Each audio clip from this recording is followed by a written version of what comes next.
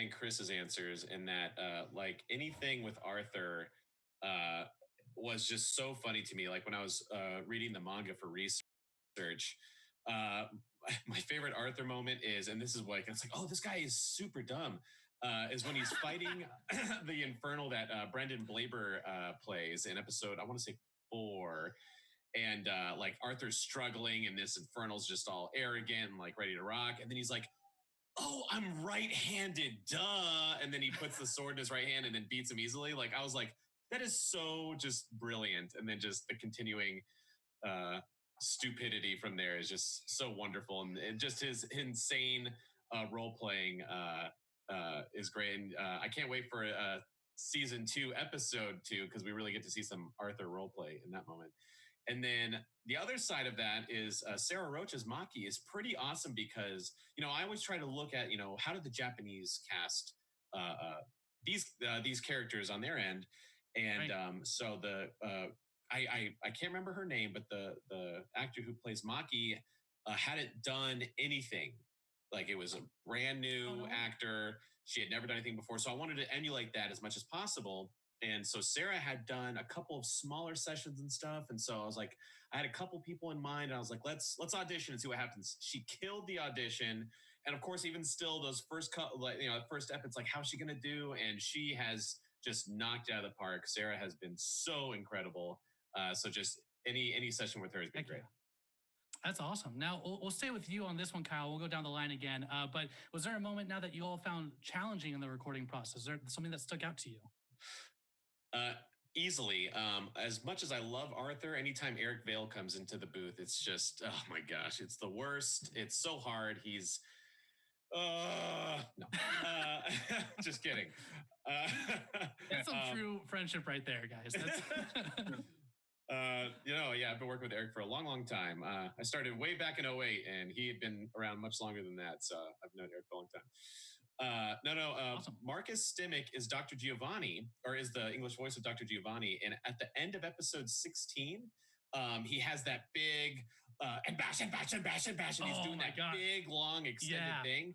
That was hard because as a director, you don't, if you have some big battle cry or something like that, you don't want to be like, you know what, that wasn't exactly what I was thinking. So add one more, because you want to keep the actor's throat in mind, So it's like, right. So we watch it in Japanese multiple times, and we have this discussion of like, okay, man, here's what I'm thinking. I'd like it to kind of sound like this, and there's a lot of discussion beforehand.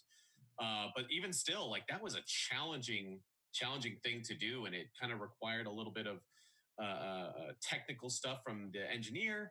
And so just that whole end scene there, and then of course all the emotional stuff on top of it. There's definitely like a great switch there. It's a really, really insane switch. That's awesome. Yeah. Eric, what about you? Was there anything that stuck out for you that was difficult?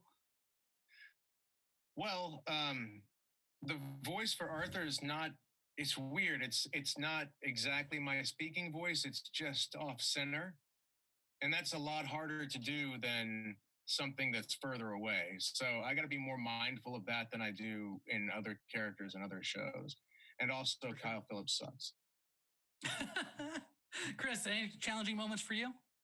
Not challenging, but maybe just intense. Getting to do Hinawa's sort of backstory scene. Again, another fantastic scene partner, Joel McDonald, and getting a chance to sort of see what made Hinawa who he is and what brought him to the place where he's at. Not challenging, but more just like it was sort of an emotionally invested scene, I suppose.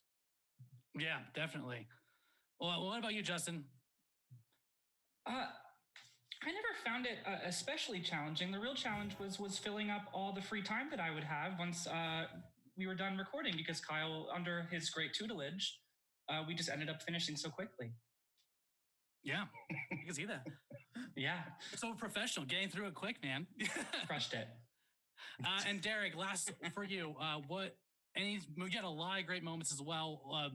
was there anything challenging? I imagine stuff with show must have been very Eric challenging. and Chris's Or- answer. Yeah, I different. mean, anytime and some of the Chris's fights answer. happen, you just want to make Eric sure that and Chris's answer. your diaphragm and Eric throat's in and- the right place. But and emotionally, Chris's I don't answer. know.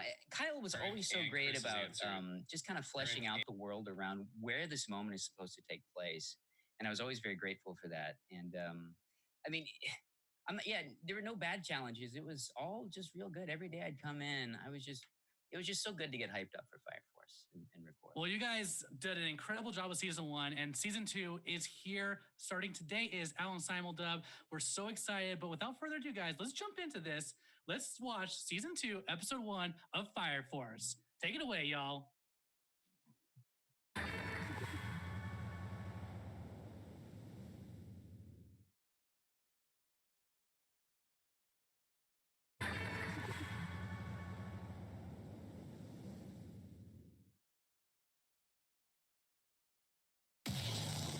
Causes of death are many and varied. Old age, illness, suicide. But out of that